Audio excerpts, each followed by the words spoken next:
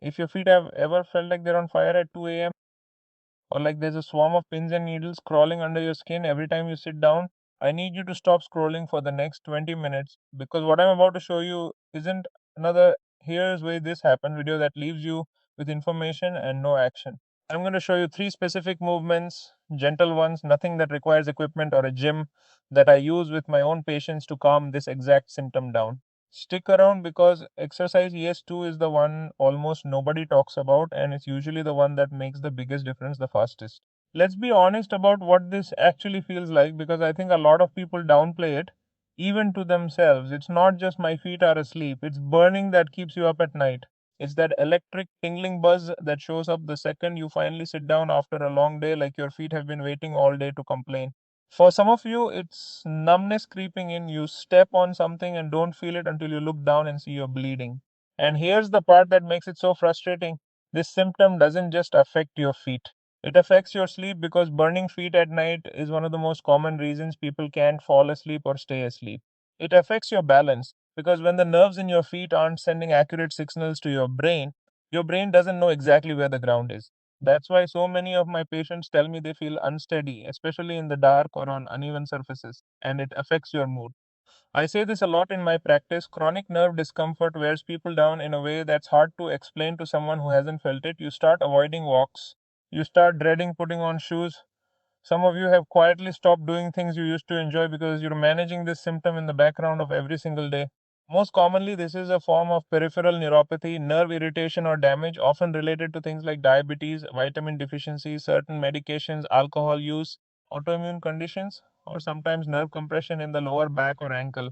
Sometimes we never find one single clean cause, and that's okay. That doesn't mean nothing can be done. I want to be really clear about something before we go further. These exercises are not a replacement for finding out why this is happening. If you haven't had this evaluated, please get it checked. Blood sugar, vitamin B12, thyroid function, and a basic nerve exam can rule in or rule out a lot. What I'm giving you today is something you can do alongside that workup, something that directly targets the symptom itself: poor circulation, nerve irritation, and the miscommunication happening between your feet and your brain. Before I show you the movements, I want you to understand why this works, because when you understand the mechanism, you're far more likely to actually stick with it. There are three things happening when your feet burn or tingle like this. Number one, circulation. Blood flow to your feet is often reduced when nerves are irritated. Less oxygen and nutrients reaching the nerve endings makes the irritation worse, which can make the burning worse. It becomes a cycle. Number two, nerve signaling. Irritated nerves misfire, they send pain and burning signals even when nothing is actually damaging the tissue. Gentle, repetitive movement helps recalibrate that signaling over time. Think of it like static on a radio that gradually clears as you retune it. Number three, proprioception, your brain sense of where your feet are in space. When that's disrupted, your balance suffers, and ironically, the less you move your feet because they hurt, the worse that sense gets. It's a use it or lose it system. So these three exercises are built to hit all three of those mechanisms: circulation, nerve signaling, and proprioception, without aggravating the nerve further. That last part matters. A lot of exercise advice online is too aggressive for irritated nerves. Everything I'm about to show you is low impact, done seated or lying down, and should never cause sharp pain. Mild tingling as you start is normal, sharp shooting pain is not. If that happens, stop and check in with your doctor. Let's start with the simplest one, and don't let simple fool you. This is one of the most effective circulation exercises we have. Sit in a chair or lie down with your legs propped up slightly if that's more comfortable. Extend one foot out in front of you. Step 1, ankle pumps. Point your toes away from you like you're pressing on a gas pedal, then flex your foot back toward your shin as far as comfortable. That's one rep. Do this slowly, 2 full seconds down, 2 full seconds back. You're not trying to stretch aggressively here. You're trying to pump blood through the muscles of your lower leg, which act almost like a second heart pushing blood back up toward your body. Do 15 pumps on one foot, then switch. Step 2, ankle circles. Now rotate your foot in a slow circle like you're tracing the rim of a clock with your big toe. 10 circles clockwise, 10 circles counterclockwise each foot. Here's what's actually happening in your body while you do this. The muscles in your calf and foot are contracting and relaxing rhythmically, and every contraction squeezes the veins in your lower leg, pushing blood upward. Since blood pools more easily in the feet when you're sitting still for long periods, which, let's be honest, is most of us most of the day, this simple pump and circle motion counteracts that pooling directly. I recommend doing this set 3 times a day, once in the morning before you even get out of bed, once midday if you've been sitting a lot, and once at night before bed, since that often when burning feet hit hardest. One thing patients ask me constantly, doctor, do I need to feel a burn for this to work? No. If you feel a deep muscle burn, you're moving too fast or too far. This should feel like gentle, controlled movement, not effort. This is the one I mentioned at the top, and it's genuinely underused. Most people have never heard of it, but in my experience, it's often the exercise that produces the fastest noticeable change in tingling and numbness. Lay a small towel flat on the floor in front of your chair. Sit with your bare foot resting on one end of it. Now, using only your toes, scrunch the towel toward you like you're trying to gather it up using just your foot, the way you'd gather a bedsheet with your hand. Then release, reset the towel, and do it again. 10 scrunches per foot is a full set. Here's why this one matters so much.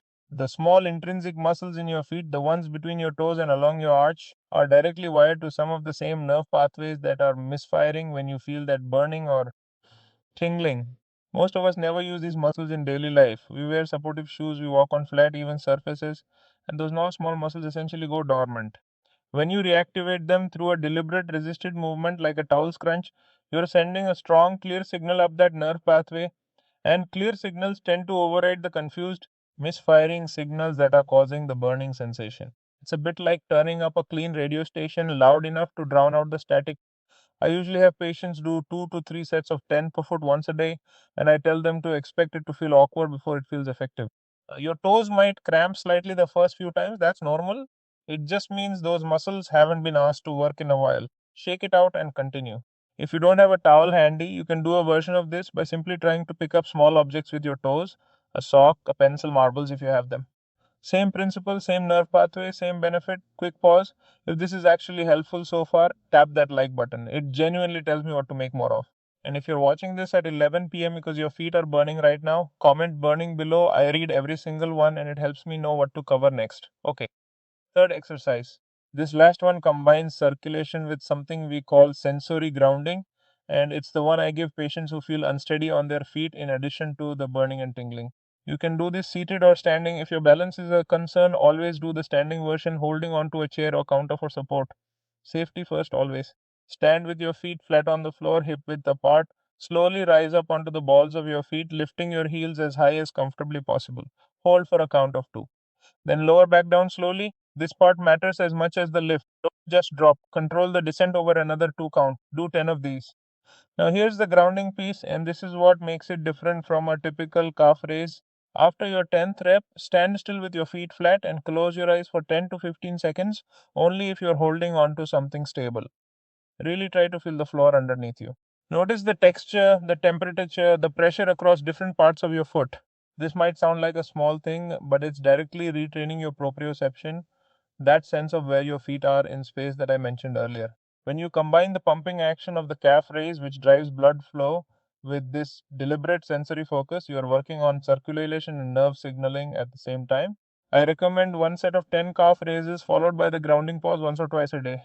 If standing is uncomfortable or unsafe for you, you can do a seated version. Heels lifting off the floor while seated works the same muscles, just with less range of motion, and it's still effective. Before we wrap up, let me save you some trial and error. Three mistakes I see constantly. Number one, doing these exercises inconsistently.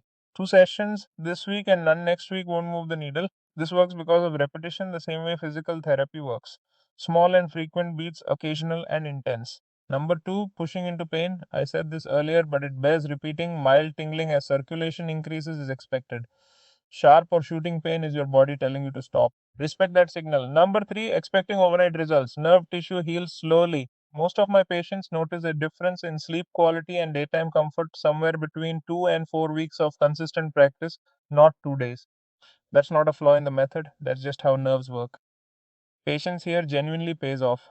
Let me give you a simple structure so you're not guessing. Morning before getting out of bed, one set of ankle pumps and circles, both feet. Once during the day, ideally after a long stretch of sitting, towel scrunches, 2 to 3 sets, both feet. Evening before bed, seated or standing calf raises with the grounding pause plus a repeat of the ankle pumps if your feet are already burning by that point. That's it. 15 minutes total spread across your day. No equipment beyond a chair and a towel you already own. And one more thing I want to leave you with, pay attention to patterns. If certain foods, alcohol, or long periods without moving seem to make your symptoms worse, write that down. That information is genuinely useful when you talk to your doctor because it can point toward the underlying cause, which again these exercises support but don't replace. So here's what I want you to do right now, not later, not tomorrow, right now while you're already sitting here. Do one round of ankle pumps, 15 on each foot. Takes less than 60 seconds and it's the easiest possible way to start. If this video helped you understand what's going on with your feet and gave you something real to actually do about it, hit subscribe. I put out videos like this every week, breaking down nerve and circulation symptoms in plain language, no jargon, no fluff. And if you know someone dealing with this, a parent, a partner, a coworker who's always shifting in their chair or slipping their shoes off under the desk, send them this video. This is the kind of thing people don't talk about enough, and it's the kind of thing that gets better a lot faster with the right information. One last reminder before you go, if your symptoms are severe, sudden, or getting worse, especially if you're noticing wounds that won't heal, significant numbness, or you have diabetes and haven't had your feet checked recently, please see a doctor. These exercises are a powerful tool, but they work best as part of a real plan with your care team, not instead of one. Thanks for watching. I'll see you in the next one.